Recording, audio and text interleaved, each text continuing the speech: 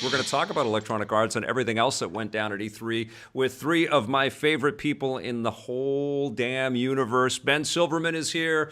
Don Fubar, Jose Sanchez is here, your humble king of the world, and sensational Steve Tilley is here with us. Steve has started dancing. I have no reason. I have no idea why, but because I'm so happy to see you guys again. It's only been a few days. well, this was a weird E3 for all of us, right, guys? Because we didn't do our typical get together in the West Hall and spiel there. But I felt like this is kind of the new flavor of our lives because we're all scattered and trying all kinds of different things. The only person that didn't join us, by the way, is Raju Mudar, who has a day job. and all of us are doing our different kinds of ways to talk about this video game industry. But Steve and Ben were doing lots of writing. Jose, you were doing lots of hosting. But let's get talking about this. That is Ben behind the Pip-Boy mask, by the way. For those, there he is. And, there he is. Sorry. And the rad. This thing smells like VATS, guys. Don't put it on. It smells like VATS. How are they going to do VATS in Fallout 76? They're not really doing it. No? They're just going to avoid it. No, no. Yeah. All right. Let's get talking about E3, and let's talk about quickly about the press conferences in general. You don't have to talk about the EA press conference if you don't want to, Jose, because I know that'd be a little bit weird. But how did you? I'll talk about it. Yeah. Okay. Well, how do you guys feel the press conferences went down? And we might as well start with Electronic Arts. Steve Tilley. Don't ask me. I was flying in on Saturday. Oh, no shit. Okay, you missed it. Okay, Ben Silverman. So I guess as the only person here who is in the audience and not getting paid by EA, I should probably weigh Yes. What did you think? It was kind of set the tone for the week, which was sunburn. That was the tone. The tone for this entire week was sunburn. Okay. Like waiting outside, getting sunburned in lines. There was a lot of that. EA Play was like the first one, like 10 in the morning, just people just sweating profusely. But speaking about the actual event, I think they played it pretty safe. They showed off games that we knew were coming. They had one pretty cool reveal with Unravel 2 that was, also setting a tone by companies releasing a game and announcing it and releasing it at the same time. We saw that a few times. Yes. And EA kicked that off with Unravel 2. I think that Anthem, which was their big moment, didn't show particularly well at EA Play, right, which kind of sucks because the game itself, when you play it, is really cool. Yeah. It's a fun game, and getting hands-on with it is totally different than just watching Casey and a few other folks talk about it on stage. I thought that was a bit of a miss. And then the other thing that bummed me out was that, they had Vince there, they had this new Star Wars game, and they didn't have anything, not a logo. That was weird. You That was can't a really weird, awkward interaction. Yeah. you can't do that. And I think we all trust Vince. We trust Respawn. Titanfall 2 is one of the best games I've ever played. Obviously, the other games that Vince has worked on are amazing. So, show us a logo. Show us a concept art. Put them on the stage for a few minutes. It just sort of felt like, they, again, were really conservative. And there wasn't a lot to get super enthused about. The next one that was on deck was the Xbox press. Sorry, except Jose. Jose I was enthused about. Yeah, Jose was fantastic. I think your crushed it, goal guys. is still going. And Andrea, our friend Andrea. It's still going right now, right? And Andrea was great. My goal was going. I was on a time limit. I made some cringe compilations again this year, so Cringe Club for life. The streak is still alive. That's my goal, to hit at least one. I'm glad I can do that. Way to represent EPN, brother. So the next one that was on deck was Xbox, and I think that they had a pretty damn good showing, didn't they? It was bang, bang, bang, bang, bang, bang, bang. Steve, what did you think of the Xbox presser? Yeah, I like the fact that they've moved over to the Microsoft Theater on LA Live. There, we're not shipping our way out to USC, and it was they had a lot of good stuff to show. But the whole Halo Infinite reveal that turned out to be kind of a non-reveal because it's not really a game yet. What we saw was an engine demo, and with nothing really tied to it yet. So I know they had to show Halo. I don't know, man. I think they're in a tight spot. I think Forza Horizon, sure, looks great. Gears 5, you can play a Gears strategy game. You can play Gears Funko Pops, but I didn't see a lot there that really surprised me. Did you? The purchase of the 5 teams was a huge deal, But more than that was Phil on stage basically confirming that this year, next year, and for all the years to come, he said the best place to play is going to be on Xbox, and we'll have to wait and see if that's the truth. But just the commitment that we saw from Microsoft that they're not leaving this space, that was a pretty big deal. Yeah, and they get a really brief tease of the next gen Xbox. Yes. Like, the outline of a box of some kind. Yeah. We're working on another console. Breaking news, guys. We're working on another console. But it was interesting. They were the only ones who actually took the step of announcing the fact that, confirming we are working on the next gen Xbox. Yeah, which I think was pretty damn cool. Now, the next one in line was Bethesda. Jose, what did you think of the Bethesda conference?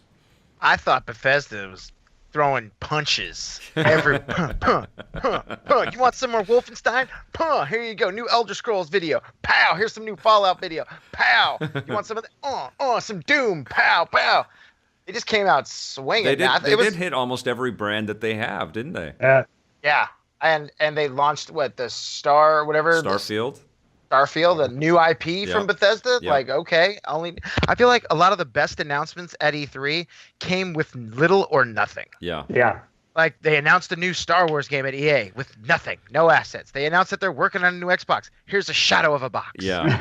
Bethesda's like, here's a space. We are definitely got a new IP. We're going to definitely talk about that in sort of our best of E3, because I almost feel like we need to start categorizing our favorites with things that actually are finished games or feel like they're going to be playable games, because as we know now, there's so much speculation about, and things change so much from what is promised to what we actually get, I think Bethesda was a lot of sizzle and not a lot of steak. I mean, they showed all these like cool. If you're vegetarian, it's kind of like a lot of sizzle and not a lot of tempeh. I guess you would say, maybe some tofu. It was a lot of there was a lot of stuff. But then when you go to their booth, when I went to their booth at the show, there was not a lot of stuff. No. Like, you couldn't play Fallout there. They obviously didn't have any of these other games. They didn't have Wolfenstein. They didn't have this. It was like Rage 2. You could play Elder Scrolls Blades. And Elder Scrolls Blades. They had 2 games that you could actually experience at their booth. So it reminded me a little bit of those Sony press conferences that we loved a few years ago, where they just were like, Shenmue, here's a Final Fantasy for you. Like, let's just think about things people love and then not really let them experience it. Right. And so I think that's kind of like they're proving that they're here. They're a big publisher. They've got lots of big properties. They've got Todd Howard. He is locked up. He's a great speaker and makes the best games in the world. And then just don't go to the show because there's nothing to see there. Yeah, they had a lot of promise, but we have a long wait for a lot of stuff. Let's talk about the Square Enix video. This was the first time that they did a showcase in 3 years. What'd you think of the Square Enix stuff, Ben? Not much. I didn't really pay a great deal of attention. I mean, the biggest thing I clearly asked the right 3 people to our conference. Listen, the biggest thing Square Enix has, going for them that I've been excited about is the new Tomb Raider game, and I think that game, it doesn't always show great. They spend a lot of time on Laura being sort of this. Batman, like a even grumpier Batman in a way. She's now just like murdering everybody. Yes. She's just like, like she's just. I mean, that was a lot of this. There's a lot of stabby bits in the show in general, but I think that's the direction she's going. I do like that with that game, they're showing sort of the ramifications of that. Yeah. How she's going to be. She's destroying ancient civilizations by going after daggers and stuff, and that's cool that they're leaning into that idea. The press conference itself, there was just, they showed us Kingdom Hearts 3 and Dragon Quest 11, and Kingdom Hearts 3, but they didn't. In the Square Enix stuff, they showed the Pirates of the Caribbean stuff, where we had like almost a live action vibe to it. I'm down for Kingdom Hearts 3. I can see that Ben's glazing over. Steve, you're kind of into it. Jose's got a big smile. Yeah, I love Disney. All right, I'm in. I'm psyched for that. We're going to talk about specific games in a second here, but I want to just run through the press conferences. So Ubisoft's press conference, Steve Tilley, what are your thoughts? They always put on a show. Ubisoft, their you were there for that one, right? You were live. I was there. Yeah, I got a great snapshot of Steve just grinning when Miyamoto came out, just like. Yeah. I ended up sitting next to one seat over from Miyamoto. Wow. Through a weird occurrence of events, but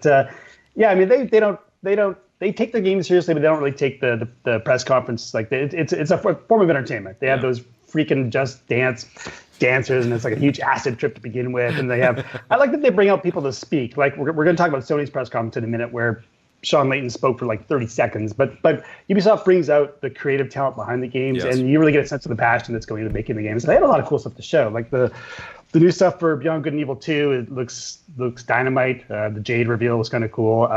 The fact that Ubisoft kept this Starlink crossover with Star Fox a secret until E3 blows my mind, because everything leaked before E3. Yeah. And somehow they kept the fact that they were doing this weird, Fox going to be in the Starlink thing a secret. That's why Miyamoto was there. And I happened to be sitting in the front row off to the side. And then all of a sudden, at some point in the press conference, 3 people got up and left their seats, and 3 other people came and sat down, like right next to me. I'm like, what's going on?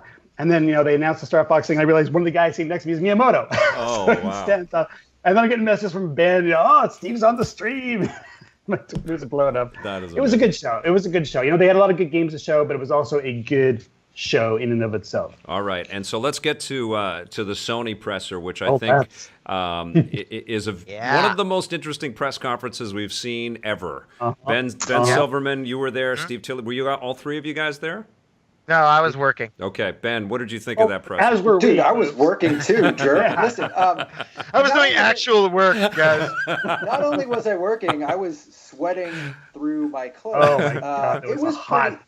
So that let's just briefly talk about the fake church kill room nightmare scenario. Hold on one sec. I just want to relay that from our perspective. I was streaming with Bear from EXP this year, which was really fun and civilized, and we ate great vegetarian burgers, which was awesome. But it looked like Sony broke. It looked like everything busted at Sony, and we didn't know when it started, when it stopped, why it went back to Sid Schumann over and over again. I was like, what is happening? It was very weird. We didn't know either, and we were there. Yeah. So we got dragged into this room. It was supposed to set up, it looked like a church. There were 8 pews in the front, and there were 700 people. So I was with Jeff Kanata, friend of the show. Yep. And we were right at the front, just kind of when they opened the doors, and we walked all the way up to these pews, and we're like, cool, we'll sit in these pews. And they're like, no, sorry guys, these are not for you. So we're like, okay. So we stood in the back, right next to one of the pews, and sitting in front of us was Neil Druckmann. Yeah. And I'm like, all right, I see how it goes. Druckmann gets a pew, but the rest of us got to stand Silverman here. does it. And They know who you are. Everybody's panicking that we're going to be stuck in this room standing for 2.5 hours. And luckily, next to Neil Druckmann, Al Sharpton. Yeah. Very weird. But luckily, we didn't get stuck there, but it was a terrible way to show this game. No one could see it who was there. We were almost in the front, and we could barely see the screen. It was a very small screen. It wasn't a very high-res screen. And it wasn't until they let us out of this terrible, nightmarish church and put us into a beautiful, giant theater with a wraparound HD screen. It was amazing. And we're like, fully air-conditioned.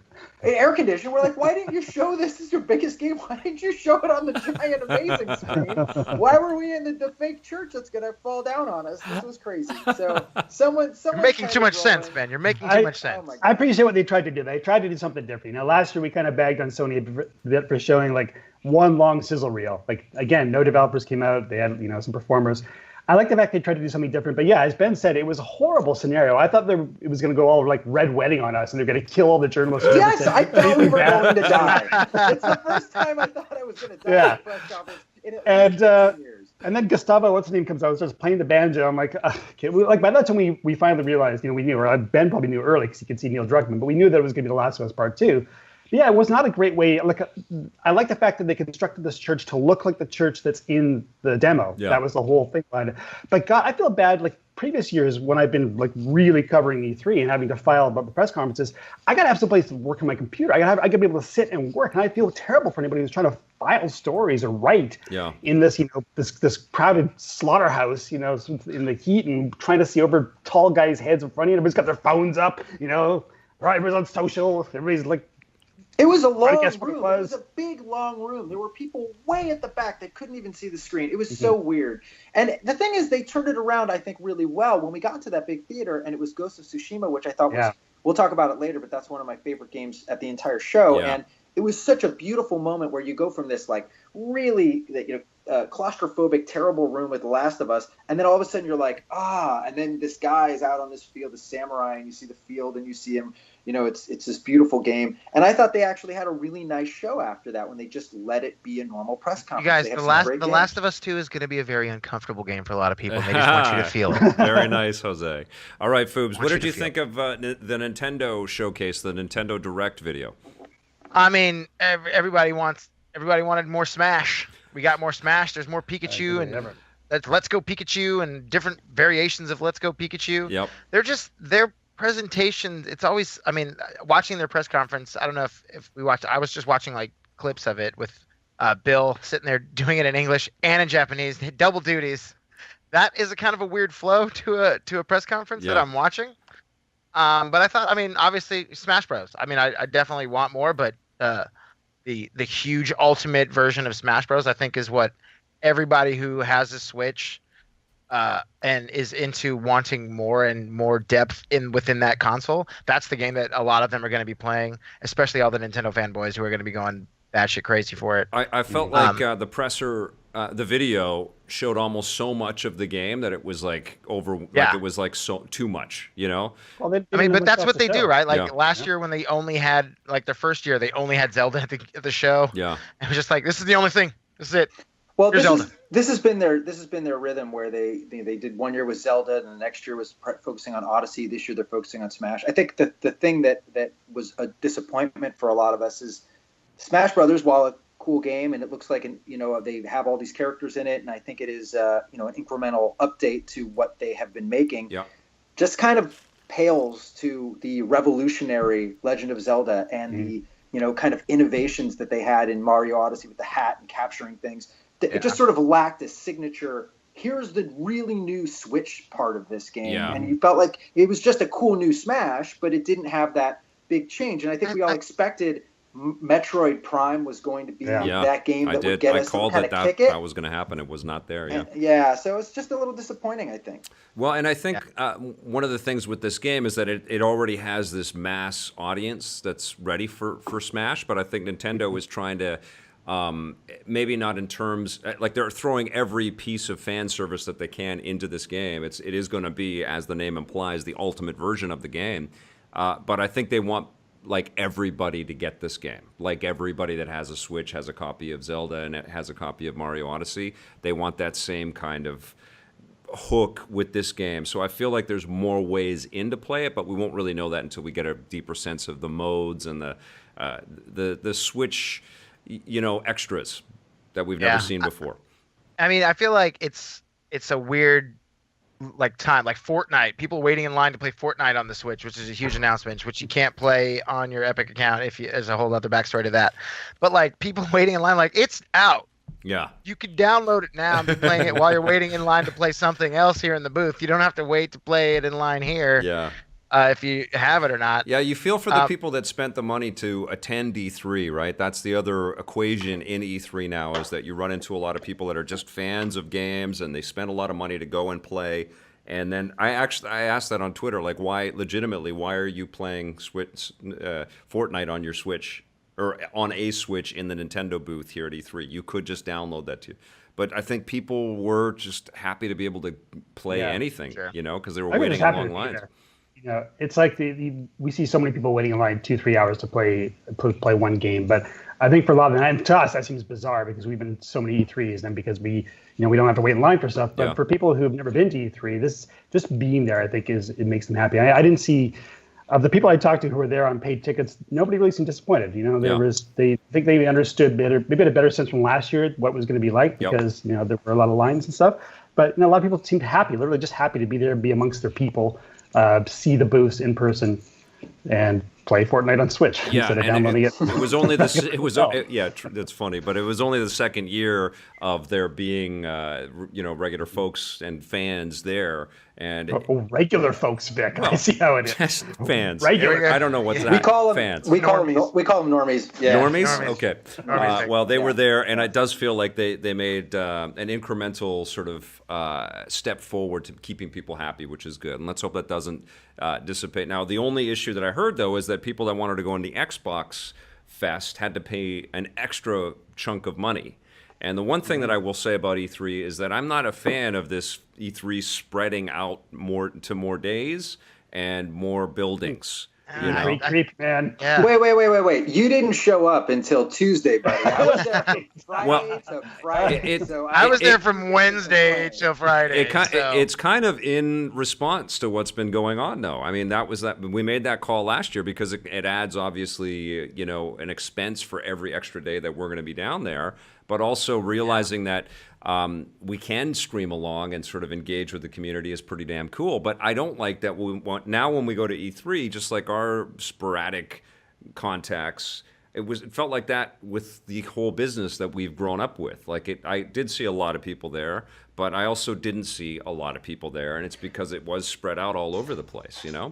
You can crash in my bathtub next year, man. You come down a couple days early, you crash in the bathtub. Sounds good. I just want EA and Xbox and anybody else that had an off-site thing, and Devolver actually is there. I didn't get to Devolver this year, and Mike Wilson, if you're watching, I'm sorry, brother. I just didn't get over there. We were stuck running around wherever we were. But I was over there. You were there, but I feel like it was a great time. If you're going to be at E3, let's be at E3, and let's bring it all back into one building. And it'd be great if there was an industry only day like they have at Tokyo Game Show and Gamescom. Maybe we have to build up to that, but I'm not a fan of this press conference is over here, and this building's here, and this is over here, and this is, and it's all so tangential. I wish people would just get back. That's because the ESA and the relationships these companies have with the ESA and the amount of money they're trying to charge. Yeah. There's a lot of political and financial reasons for that. That part I don't mind. What I have more of an issue with E3 is what this show is, right? Like they had metal detectors this year, which was a great idea. Yeah. Obviously, our country. Need them. You never know what's going to happen at these big events. It's smart to do that. However, it's too difficult to ban the assault rifles. Let's just keep adding metal detectors. Adding metal detectors. But whatever.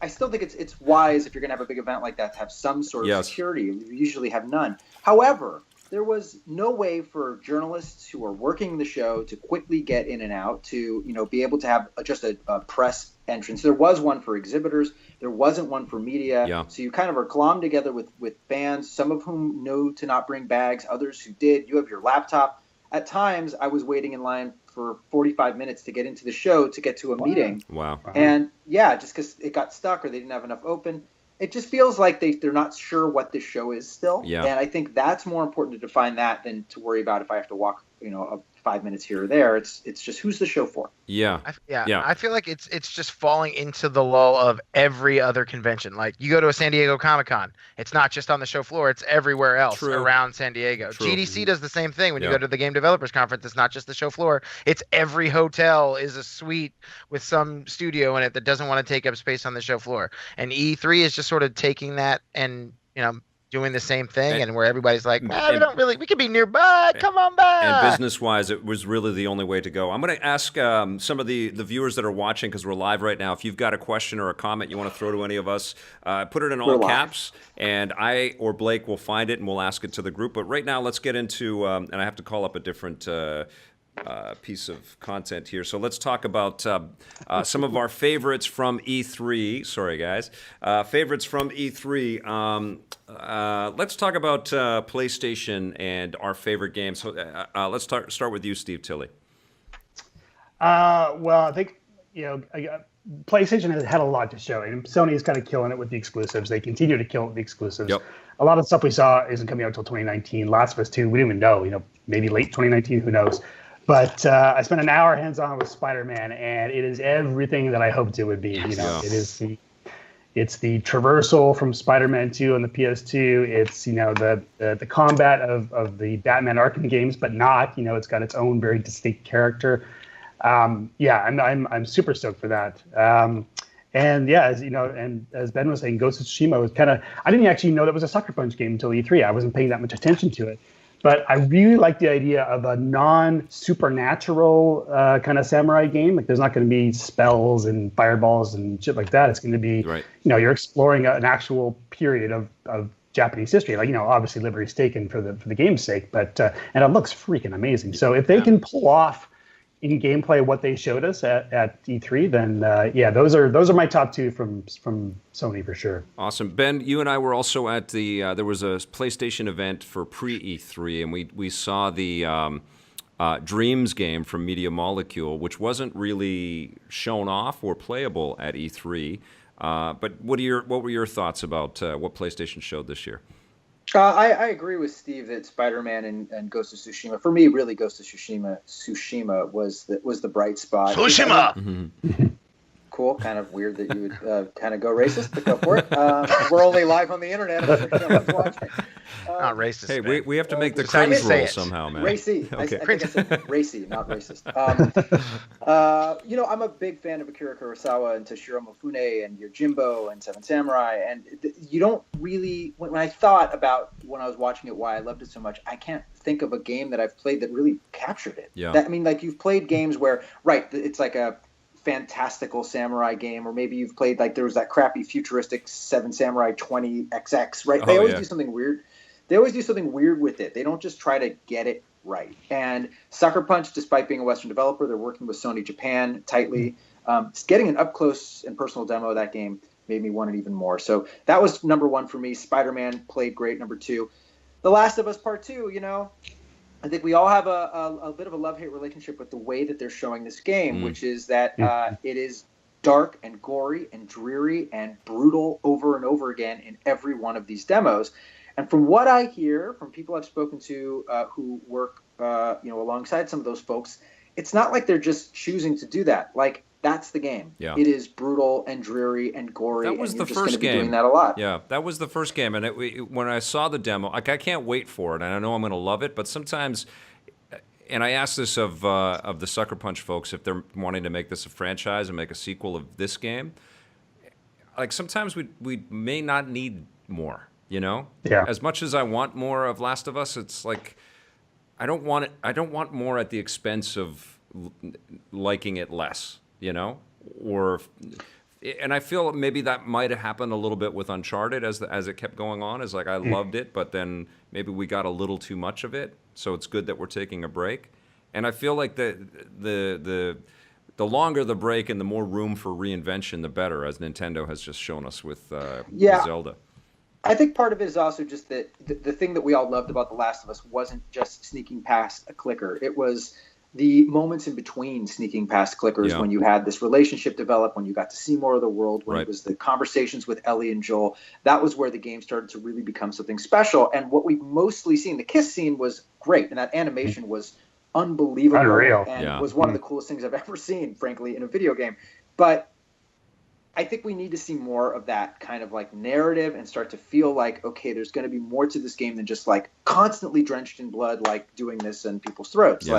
Maybe you're doing that a lot, but maybe when they show it, they need to back off a little. That's just my gut feeling. All right, let's switch over to Xbox because I don't have you guys forever and ever today. So, Foobs, I know you're a huge Gears fan, as am I. What did you think of the Gears 5 reveal?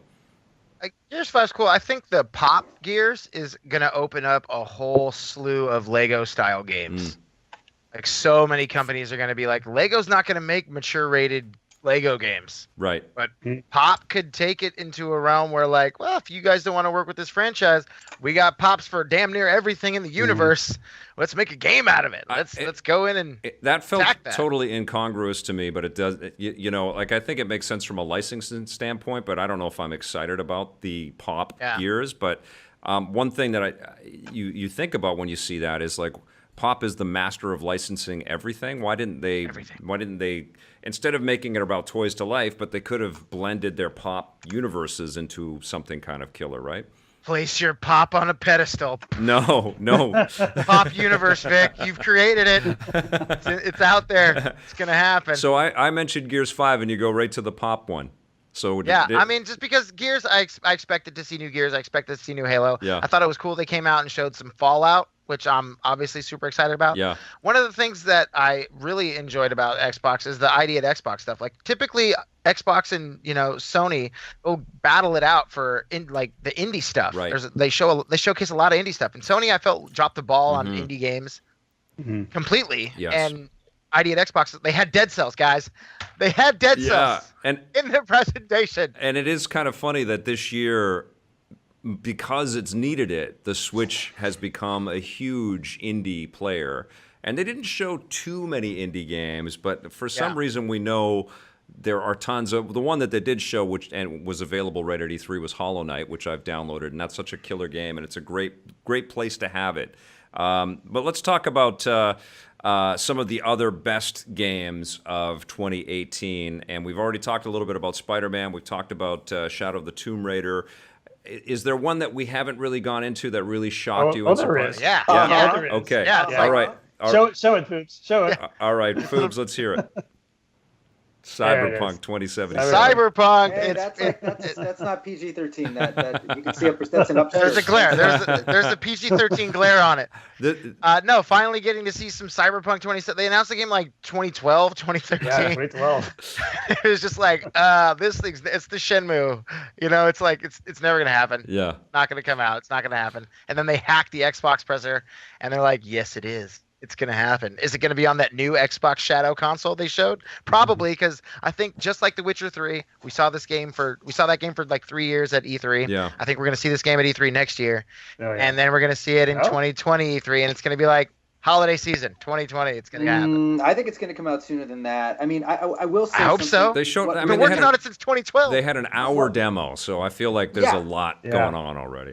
I mean, I just want to unpack that for a minute. Like, they didn't need to Don't unpack it. They did not need to show us 50 minutes of live gameplay. That was an incredibly bold move. Yeah. And I think that shows a confidence that they have in their product and what they're building that indicates that it's maybe a little further along than we think. I mean, yes, it's incredibly ambitious. It's got this huge GTA world.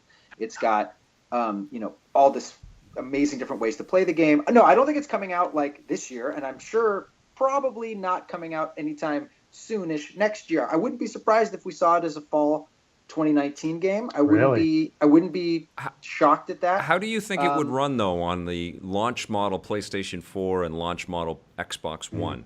Because I feel like those consoles, they're powerful, but that game is another level. Is it any more than GTA 5? I mean, I'm sorry, just is it any busier than that? I think it is because it. It's busier. There's more details, but it's also a lot of branching up, potential and conversations, and there's lots of different, permutations of how things are going to evolve. So computationally, I would think that it's more complex than what Grand Theft Auto 5 is offering. And that's why I said it probably won't be until 2020. Yeah. Because I mean, like you talk about the length of the demo, they did that with The Witcher. Every Witcher demo at E3 was such a long presentation. By the third E3 where I saw it, it was my last interview of the day, and the guy's like, "What'd you think?" I was like, "It was good." He's like, "It was good," and I was like, "Yeah, it was good. It was good last year, and 2 years ago it was great. Now it's just good.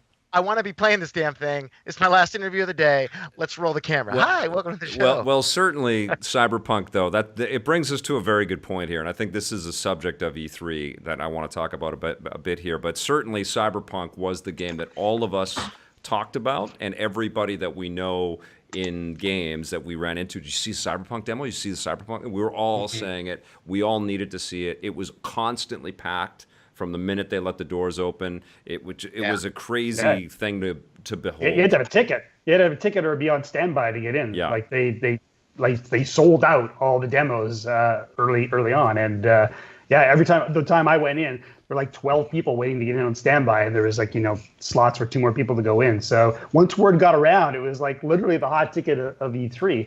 But again, I think that was something. Correct me if I'm wrong. Did the general public have access to that? I guess they might have.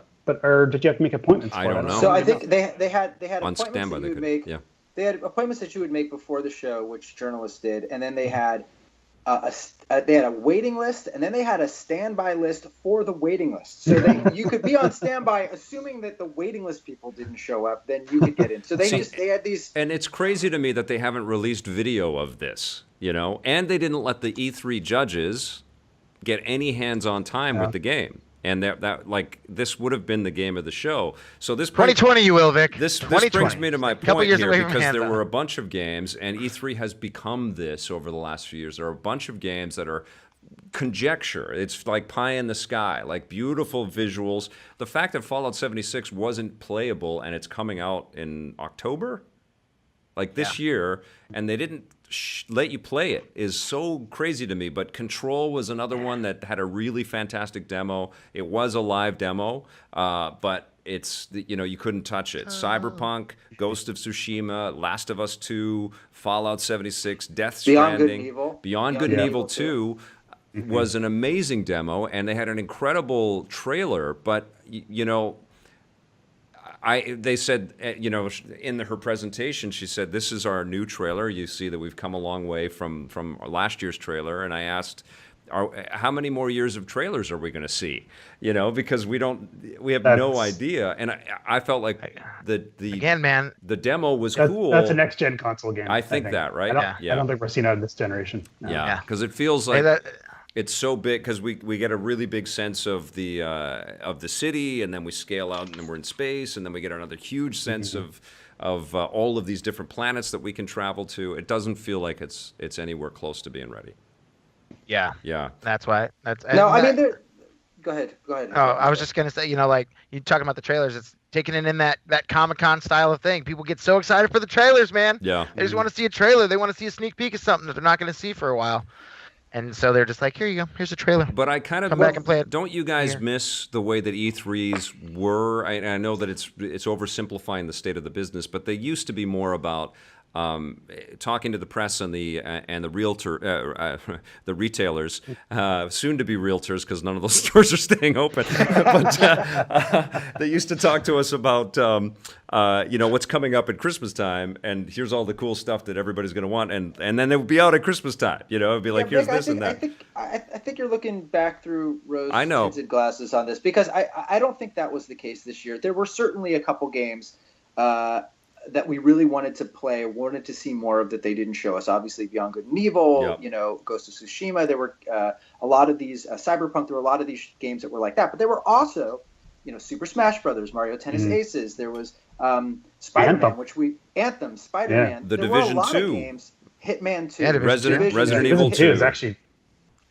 Assassin's Creed Odyssey. It's not just Mario. Starlink. There were a lot of games when you start to actually say, well, what were all the games that I could play? There were a lot. So it almost feels like E3 is two shows. And if you're going to vote for a best of show, you kind of have to differentiate. And to be to give credit where it's due, Jeff Keighley in that Game Critics Awards thing every year, which I am not a judge this year, but I have been in the past. There's a line that he says to all the judges where he says, you're going to see a lot of content in a lot of different forms. You're going to see some stuff that's ready to go in a month, and you're going to see some stuff that's a couple years out. It's your job to be able to kind of figure out what's going to look coolest based on different stages of development you're going to see games. It's getting harder and harder, because you see stuff that's so polished, but it's coming out in a couple months. You see stuff that's really rough. You don't know how it's going to show up. But that, to me, is E3. That's the point of the show. You're going to see things that are pie in the sky. That's my favorite stuff, is always the stuff that's like crazy and it's never going to get done. And I love that you're taking a big swing at it, as opposed to Smash Brothers, which is cool and predictable. Polished, but I understand it the whole way. Yes. I like things I don't understand. I got to work for it. Okay, well, this year there wasn't a lot of surprise. There wasn't a lot of surprise at this year. No. There was nothing. Thanks, Walmart Canada. Thanks, Walmart. Yeah. But even with that, there wasn't anything that everybody was just like, I cannot. I mean, Cyberpunk, okay, but not a lot of people got to see that or play it. I think nobody got to play it, but Resident Evil 2 freaked people out. They could, and Devil May Cry. I think Capcom had a couple of biggies, but Devil May Cry 5 wasn't playable. It was just a video again. But let's talk about stuff that was playable. So we talked a little bit about the PlayStation. We've talked about Smash Brothers. We've talked about Shadow of the Tomb Raider. We talked about Hitman 2. Was there a favorite playable game that is coming within the next 6 to 9 months? Let's start with you, Jose. I mean, I didn't really get a chance to play a lot. I thought Anthem was cool, but it's lumped into that category. February 22nd of next year is just going to be a crazy day. That's what E3 this year is like. Really Days loaded. Gone. You get Anthem. You had Metro's coming out that day. Crackdown might be coming out the same day. So like, get your February ready. It's going to be just taking over your GDC month. I played the new Destiny Forsaken stuff. I thought that was cool. Yep. A lot of big Destiny people are waiting for more Destiny, so that was kind of cool. I went to the Bandai Namco booth, and they just have so many different fighting games that all feel completely different from each other. Yeah, Jump Force was surprising, wasn't it? Right, the Yeah. Jump Force, especially after Dragon Ball Fighter Z, Yeah. as the Canadians would say. But then they had Soul Calibur 6. I'm like, all right, bring it in some more Fury. But I didn't. Yeah, I mean, I just got to sneak in, play a few games when I had some available time.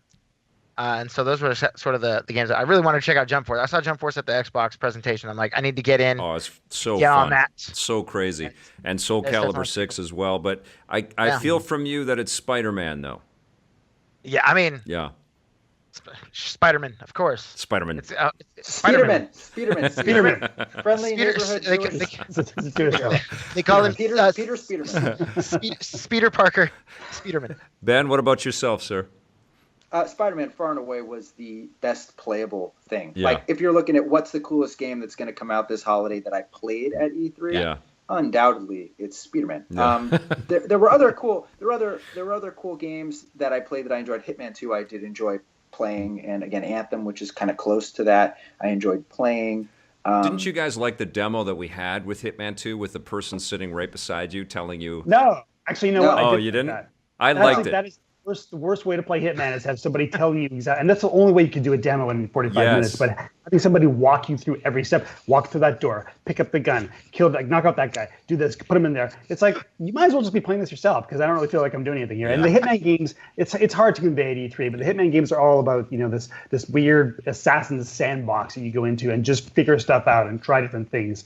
And I understand that's really the only way they really could do a demo, but I just felt like I was driving the controller while somebody's telling me where to go. The whole Yeah, time. yeah. I agree. Speaking of driving, I would say Forza Horizon 4, of the games coming out that are imminently coming out, it's not a sexy game to talk about at E3. No. Forza Horizon 3 is arguably incredible. the best racing game in the last Yes. maybe 5-10 years. And now we've Sprinkle got a some sequel, seasons. and everyone's a little bored about it and like, oh, okay, who cares? The truth is that game's going to get an 89 or a 92. I mean, that game's going to be amazing. Yeah. And when you play it, you're like, holy shit, look how good this video game looks. Yeah. And it's coming out soon. Yeah. Like and I think Ori also was another game Yes. that Yes. looks beautiful. And when you play it, you're like, I'm ready. I'm ready to take this Yeah. game home. Yeah, very Yeah. cool. Steve, what about yourself? Yeah, I mean, Ben's touched on a lot of them. I did really enjoy Anthem. Going hands on with Anthem kind of reassured me a little bit. I've had, there's been a lot of concerns with this game, with the Battlefront 2 debacle of loot boxes and how EA's influence is gonna spill over to Anthem, and Bioware's got to come back from Andromeda right now. And going hands on with the game, it's really fun. It plays really well. It's like a mix of Destiny and I heard it described as like maybe we talked about this as an Iron Man game, and it really is. The sensation of flying in these powered suits is awesome, and the gunplay is really tight, and the world design seems cool. So it was a short demo, but it's really gone a long way to alleviate some of my fears about Anthem. We saw some of the BioWare story stuff in the single player hub world, and then when we go off to do the missions, the gameplay feels really, really good. So yeah, I feel a little more confident about Anthem having played it. Me too. Yep. So fun, and I can't wait to see how Anthem kind of influences the designs of future BioWare role-playing experiences, because they're going like so deep into action that you can't help but think that that's going to benefit on a future Mass Effect game if they bring that back. There might be some things that they learn from that would help a Dragon Age game in some way. Or if they ever do another KOTOR or something like that could be really rad. There hasn't been nearly enough Overcooked 2 talk, and I may be the one that's most excited for that, but the four of us could be playing that right now and yelling at each other. And I had an amazing demo of that pre-E3. It's going to be perfect on the Switch. Did you guys check it out? Did you play it? Nope. No? 3? Nope. Okay. I did. Okay. I played it. I played it during my Switch demo, and it was. We made a bunch of sushi. Super fun. Oh, God, I freaking I think love Mario Tennis. I thought Mario Tennis Aces actually was one of the most surprising games of the show for me. I didn't play the demo. That was out that people were playing. Yeah. But when you actually hopped into the demo at E3 and what they were showing, that's a fighting game. That is totally a fighting game. I'm playing it right now, and I'm having a blast. It's an excellent game for the Switch. Yeah. Did you guys check out The Division 2? Am I the only one that's hyped for this? No, Yes. I played it. I played it. Yeah. shocked by Division 2. Yeah. I was deep into the Division for the first few months it came out until it just became a grind and the Dark Zone became impossible to play. Yeah. And I love the fact that they're setting it a few months ahead, and it's the summer now. It's in Washington D.C. You're shooting around the wreckage of Air Force One, and yeah, it made me remember why I loved playing the Division so much. Yes. All right, we've got a bunch of indie games heading our way too, and we got a chance to check a whole bunch of them. Dead Cells gets the vote from Foobs. What about you, Ben? We were at the indie night. Did you get a chance to reflect on these titles at all? Yeah, two that stand out to me. One is, what was the name? Outer Wilds. Yeah, Outer Wilds. Yeah. Which is a very kooky sort of space exploration game. You're like kind of this weird alien on this planet, and you.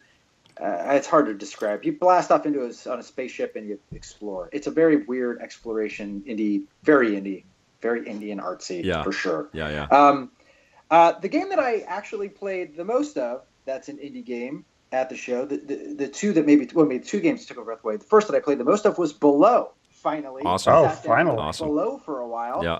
And let's get this game out, Cappy. Cappy's been working on this game for 46 Steve, you're years. the closest. So after we're done this, go and knock on their door. Go yell at Nathan.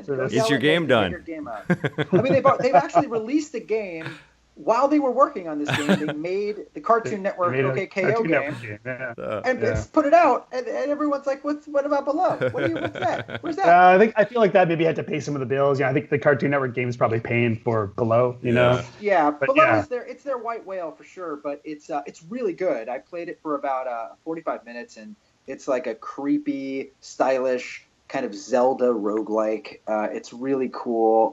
It's really mysterious. You don't really know what the hell you're doing for most of the time. A lot of like hieroglyphics and systems that don't really make sense until you try them. I think that's going to be a really cool game. And then the other game, which I don't think this is technically an indie game, it was shown, I think, as an ID at Xbox game, but it's made by Avalanche, who are making 57 games at the show. It's called Generation Zero. It's Don't Nod and Avalanche have just exploded in the last little while, right? They're making all the games. Yeah. So I don't know if we would consider Generation Zero to be an indie game because it's Avalanche, but it feels like an indie game, and it's kind of a cross between, I know this is going to sound ridiculous, but it's got a little bit of Half-Life, it's got a little bit of Horizon. Wow. It's, you're kind of like four characters exploring this future world where robots are sort of taken over, a little bit like Horizon, but not far future like that, very near future.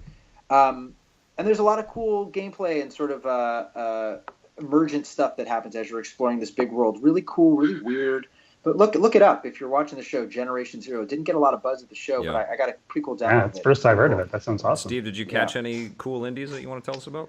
I think the only indie-ish games that I got hands-on with were I'm the one guy in the world who didn't love the first Ori, and I'm not sure if that really qualifies as an indie game, but Ori Will of the Wisp and Will of the Wisp is it's awesome. I mean, it's such a tight, beautiful platformer. I love some of the new mechanics they've added to it.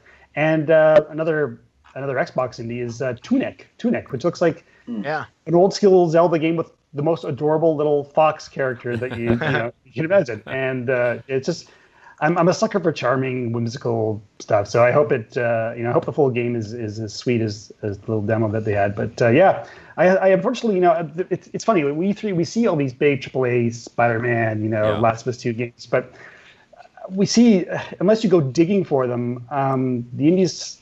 I feel like this year the indies didn't get as much love. Maybe more from Xbox, because Xbox is so committed. But we'll see like 20 minutes of The Last of Us 2, and then we'll see like a 2-minute montage of a dozen indie games, any one of which could be awesome. There's so much more imagination and creativity and risk being taken in the indies that I feel like we gotta show these guys more love. And they're so important to these platform holders now too, right? Like they fill in the gaps when we're waiting for these big titles to arrive, and we're talking about how long some of the development times are right now. The indies are satisfying, and there's a lot of risk taken off of these publishers because the indie teams just pay for the development of these things. And they provide just immense creative pleasure, and lots of cool things.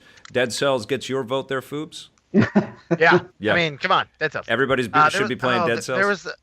There was another game. Oh, obviously, it's cool to see that they're bringing a little more Cuphead back. Yeah. But there was another game at I think it was the Xbox, the ID at Xbox, that had that similar, like, old school cartoon style. I can't remember what the hell it was called. There was like a flowing. It looked like Journey, but it was on Xbox. Sable? Yes, Sable. Yes. Thought that looked cool. Yeah, it looks like a Ralph Bakshi cartoon. Oh, Yeah, little Yeah. rotoscope. A little rotoscope, Yeah. like it was like out of the Lord of the Rings thing that he did way back in the 70s. that trippy, Yeah. awful movie. But I that was on my list as one of the coolest independent games. We got a little hands-on time with it, and it's Nice. more experiential than like you're trying to go off and blast and kill everything. It's more just to try to figure out the environment and the world, but it is cool. And the other one is Pray to the Gods, which kind of directly lifts from Shadow of the Colossus and a little bit of Legend of Zelda, but it's beautiful and it's made by a tiny little team of like 2 or 3 people, and they're really ambitious. They've spent years in development already. They had to change the name from Prey, Prey, because Bethesda said that's too close to our Prey, so it's Praey. P-R-E-Y. Yes. They changed it from The name Prey to They Prey. changed it from Prey to Prey of the Colossus. Yes, and they Prey got of the sued, and Colossus. Shadow of the Prey, and that didn't work. And Sea of Solitude, which actually showed up in and Thorazine 666 just reminded me of. I love that whole demo in the EA presser. I thought that was really cool. So I mean, sorry. Go ahead, Foobs. I was just gonna say, like, having worked the last 3 EA plays, I feel like the people that come out and talk about their EA originals are the best people on stage Yes. throughout the press conference. They're the most the Unravel guy. The first game, he was just like so completely nervous, and this year it was the Sea of Solitude lady that took over for that. But they're just like so happy to talk about their game, and so like not the monotone, let's get the key points, buzzwords out. They're like, here's this game. I wrote this from this dark depression like in my life, and now it's the Sea of Solitude game. And I was like, all right, I'm intrigued by your story. I want to see more of this game. Awesome. Yeah. One game I wanted to see more of, speaking of, I think, an indie game, is the game that everybody thought was Skate 4, but was actually called Session. Yeah. And I spoke in like passing, running through the hallway, Chris Charla, who kind of manages the ID at Xbox, former journalist, Chris Charla, was running past me. Yeah, he's a great guy. And I'm like, hey, man, Session looks amazing. And he's like, stops and just starts rambling at me. And he's like, yeah, dude, you didn't even get to see, like, so that one person's skating and the other person is the camera. So it's actually like it's like a session, like a Thrasher magazine, like a skate session. Oh, wow. I think one person like could be the camera for the other dude skating. Yeah. It looks rad, and they didn't have it anywhere. And I'm like, everyone went crazy when you showed that. Like, Yes. you had to have that game here. So some of the coolest stuff wasn't even there, I think. There was a lot of that. Somebody mentioned Deep Down wasn't there, and somebody mentioned The Last Night, which made such a huge impression last year. Right. It is funny how even the indies will just move across a bunch of years. One thing that wasn't a surprise was Assassin's Creed Odyssey. We knew more was coming before the show, like lots of games. Any thoughts on Assassin's Creed Odyssey? Yeah, I played 4 hours of that thing. Wow. So, I have some thoughts. Yeah, it was a little preview in Quebec City before the show. Yeah. And I was worn out. I was done with Assassin's Creed, and then Origins came along, and it's a setting that I think we're all familiar with, and they had revamped some of the systems. I dug Origins, but only got about halfway through before I kind of petered out. Wow. Yeah. I think Odyssey's kind of going the same direction. The fact that they're adding more fantastical elements to it, like these like supernatural abilities, make it a little more RPG-esque and a little more action-focused. Yep. It works, and I love the setting. It's ancient Greece, so it's again a setting that we all studied in school. But it's just something about the combat in the game that's still so janky. Yeah. It just doesn't feel fluid the way that we expect action adventure game combat to feel. Right. And I don't know, it's going to be so interesting to watch the reaction of the game and how well it does, because we thought, with Origins, they took a gap year, they took a year off before Origins. We thought that was the new way. We all assumed that was the new way, Yeah. And then all of a sudden, A second one this year. Yeah. Odyssey's coming out Another this one. fall.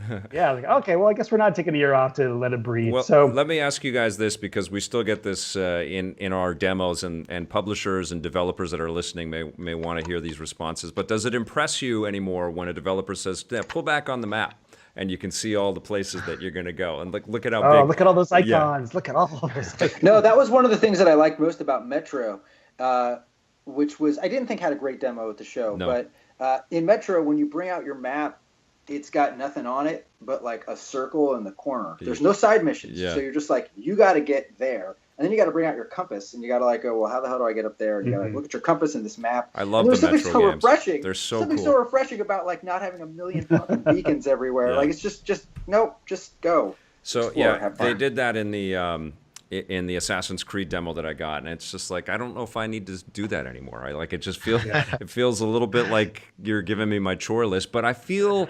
On the consumer level, when a player just wants to buy a game that they know they're going to play forever, that's really still big news for them. But as a reviewer, it's like, Yeah, just wait until you try to explore Fallout 76, which is 4 times larger than Fallout 4, which I have not explored 100%. You guys know I'm the biggest Fallout fan amongst the bunch of us. I think I've got 250 hours in Fallout 4. Mm-hmm. I don't know if I'm going to play 76, man. I don't know. I mean, I'm a huge Elder Scrolls fan, and I gave ESO, 10, 15 hours, and it was like, nope. It just shatters the immersion of the world so much, having other human beings in it, that if they found some magical way to make this work in Fallout 76, it could be fantastic. But you take away the traditional VATs, you take away the real deep single player storyline, and you're throwing a bunch of people, teabagging you and telling you to go bang your mom. I don't know, man. I don't know if that's the Fallout for me. I'm gonna dude,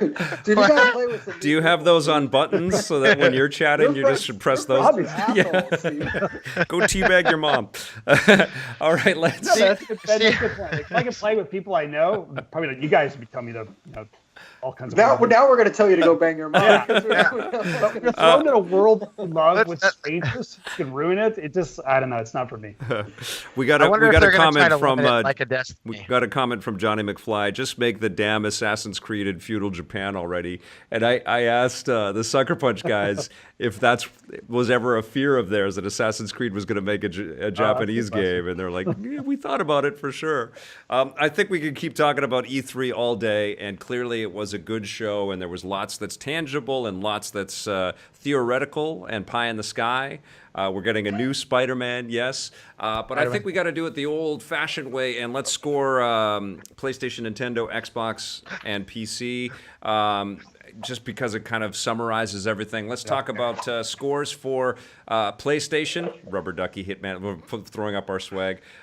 Scores for PlayStation, start with you, Steve Tilley. Oh, well, I mean, again, they had a lot of cool stuff to show, but other than Spider-Man, not a lot of it's coming out right away. They tried something different with the press conference that backfired a little bit, but they had some good stuff to show. I mean, Ghost of Tsushima and Spider-Man and The Last of Us 2 just collectively are 3 freaking amazing-looking single-player experiences, which is what I'm looking for. So I guess I'm going to give Sony an 8 out of 10. Okay, Ben? I'm going to put on my glasses for this. Jeez, I'm going to throw up. I'm sorry. Woo! He's just all over the camera. It's amazing. Like, apparently, my prescription doesn't work if you just double it. It doesn't work. The beginning of the press conference was a 2 out of 10. It ended with like a 9 out of 10. I think Steve's about right. I'll give him, just as a presence at the show, I'm going to actually give him a 7.5 because I think I was a little bummed that they didn't have more of an indie presence. And even though they had some cool PSVR games, we didn't talk about Tetris Effect, which I think is one of the best VR games of the show. Yeah. Still just felt like they're like one of the last VR supporters that can really still push it forward. And they didn't really do much to do that at their show in general. So 7.5 for me, but decent show from them. Jose? Yeah, I'm a big fan of all the single player stuff that they showed. And I too, I wish there was more indie love because I love the indies. I'm a big fan, and I appreciate when the last few years they've been just raking out so many little tidbits of videos of what I can expect to play. No Spelunky 2, missed opportunity, 7.5 out of 10. I'm with Steve. I think I'm going to go for an 8, and I think it is because of these strong exclusives, and I also like Jose's comment about sticking to these single-player experiences, these deep story experiences. It is shocking, though, that since 2016, we haven't really been, shooken by Sony releasing something, or shaken up by Sony releasing something that is so. They're basically fulfilling these promises that they made in 2016, and they didn't really make too many new promises in 2018. You know what I mean? They showed us all these games, and now they're coming out. Yeah. Right. They I think have learned their lesson that they can't keep coming out with things that are shookening us up. I don't know. Shaken. I make up words on the fly. Let's talk about Nintendo and their 2018 reveals and the stuff that we're seeing. What would you give it? Steve. Who are you talking to? Steve, sorry. I'm looking right in your eyes, but you can't see me. If you're a Smash fan, man, this is going to be your year. I'm not a Smash guy, although when I did my hands-on demo, I was with 3 other random guys who I thought were going to kick my ass, and I took Ridley, one of the new characters. I won, man. I'm a Smash god. Apparently, I didn't realize it. But beyond Smash, there was so little that was a surprise. Fortnite coming out that day when they announced it was a surprise. Overcooked. Ubisoft, I think, had the biggest Nintendo surprise with the Star Fox Cross. But in terms of actual stuff that they had playable that I was interested in, I'm not a huge Pokemon guy. I did enjoy the Pokeball controller, but I don't know, man. It was not Nintendo's strongest show. Yeah. As Ben has said, previous shows we've seen have been centered around Super Mario Odyssey and Zelda, which were like the 2 best games on the Switch of this generation. Smash isn't up there, I don't think. I think Smash is, I don't want to call it a niche title, but it's definitely not going to be as broadly accepted as the other 2. And that's really all that they pinned it on. So I think it's my long-winded way of saying, for me, Nintendo's about a 6.5. Okay. The other thing that I would say about the Nintendo stuff is that there wasn't a lot of third-party support that rocked our worlds either. Like there was some, the one like FIFA was. Yeah, I was surprised because the momentum on the Switch has been incredible. So I was expecting to see a lot more. Like we're getting Dragon Ball Fighters, and Fortnite had 2 million downloads in the weekend. That's the point I'm making, is that it's time for the third-party publishers to really go gung-ho on the Switch, and we didn't really feel that. We've got some, but not enough. I'm going to give this Switch presence a 7. What about yourself there, Jose? Again, I'm going to play Smash, probably not online, because watching people who are good at Smash play that game is an embarrassment to what I can do with my fingers on a controller playing Smash. I'll give the Pokemon games a try. As soon as they bring Dead Cells to the Switch, it'll get a 7. Maybe an 8. Product placement. One game. Dude, no, I love this game, Steve. I have 250 hours into this game on my PC. I want to start fresh on everything that I own. That's amazing. But yeah, again, I wanted something. Like Donkey Kong came out, and then it just came out. Like it wasn't, if they'd have saved that and been like, hey, it's out today. Yeah. Nobody knew about it. That would have been kind of a cool thing. Yeah. But I feel like Donkey Kong was missed opportunity, even though it's one of their big franchises, and they didn't really have anything that was going to shock the system. Yeah, all the momentum leading up to E3, this E3 with Switch, has been more exciting than what we're getting sort of propelling us out of this E3 in a way, right? Yeah. Yeah, I mean, having Zelda that first year and Mario that second year, I wanted people to be leaving I'm so happy I have this Switch. Right. I mean, Smash Brothers fan, sure, but I want that single player, Metroid Prime Collection. Give me that at least to hold me over until you guys do another one. Need your score. I'm giving it a 6. Okay, Ben. Let me switch glasses for this. Okay. I think that Steve kind of hit the nail on the head. It's just it's all about this one game, really. And that one game didn't quite do it for me the way that last year and the year before did. I will say that prior to us falling down the Smash rabbit hole for 25 minutes in their direct, they did a rapid fire 30 game kind of showing where they just kind of was this game. And I was trying to write them all down, and I'm I couldn't get them all down. Yeah. There's so many. Yeah, the Mario Party and Fire Emblem stuff looks great. Yeah. Yeah, and just a litany. They had Overcooked 2. They had they kind of mentioned all these different games in there, and it did make me realize that the last couple of years I've been bitching and moaning about Nintendo's pipeline problems, that they just release one big game and then there's nothing, and for 4 months and then there's another big game. And this year they're really reminding us that that's different with the Switch, that there is a constant steady buzz of software now available for this new console. Yep. A lot of it's indie, a lot of it's not, and a lot of it's just cool. Yeah. So I think that even though their showing wasn't super great, they made a good case that the Switch is going to have a lot of software, coming out this year primarily, and then there will be some stuff in the coming years. So I'm actually going to give them a 7, a little begrudgingly, but I like these glasses. So Okay, Xbox. Let's start with you, Foobs. Again, Xbox came out with the most games shown on stage at the press conference. A lot of indie support. A lot of their big titles made presence at the show floors. Showing off the tech behind whatever's going to be creating the new Halo game, and there's new gears, like 3 new Gears games. So if you weren't a fan of Gears, you can get like the RTS version of Gears, or Pop Gears. Your racing games are in there. All your indie games are in there. I thought they had a good showing. I would have liked to seen a little bit more oomph. I mean, the Cyberpunk thing at the end sort of sealed the deal. Like, all right, you guys have clearly came to this E3 ready to lay down the gauntlet, and they had teased a new console in the works. So I left E3's press conference sessions more excited about the stuff I heard from Microsoft. And so I'm going to give them an 8 out of 10. Ben, how about yourself, brother? Dead Cells, guys. Dead Cells. Well, I'm sorry. This was Microsoft we're talking about? Yeah. Okay, let me just quickly consult with my X-ray glasses here. So I think for sure. Your HoloLens? I think for sure. I can't see anything. I can't even hear anything outside. I don't know if this is working anymore. It's a lot of boobs. These boobs are giant. When you put these things on, the boobs are immediately giant. He's on the porn. Way too many boobs everywhere.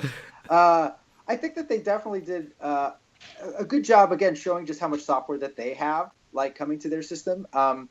And I don't know. I mean, a lot of it was third party, but they owned it for that press conference. One game we haven't talked about is Sekiro. Yeah. Shadows Die Twice. The next right, game, yeah. The next game from. And I got to see that game. I actually got to play it for a few minutes. And it's rad. It's like Bloodborne or Dark Souls, but you could actually scurry around on rooftops. So I could actually do that in VR right now. I could just kind of. So there's a lot more mobility than you would get in a Bloodborne game. A lot more mobility, and you could jump, behind enemies and kind of deal with the levels in different ways. Most of those games, you're kind of on a fixed path and you're just kind of stuck on the ground. This added a whole shinobi element to it that was pretty cool. Yeah. And Microsoft kind of owned that moment. So, like, I found myself at the show when I was playing a lot of these games realizing, wow, there's a ton of stuff coming to the system. Like, maybe not all of it exclusive. The exclusive stuff that they showed I thought was all pretty good. It just maybe didn't have as much, again, sexiness, like Forza Horizon, not as sexy as Ghost of Tsushima. Yeah.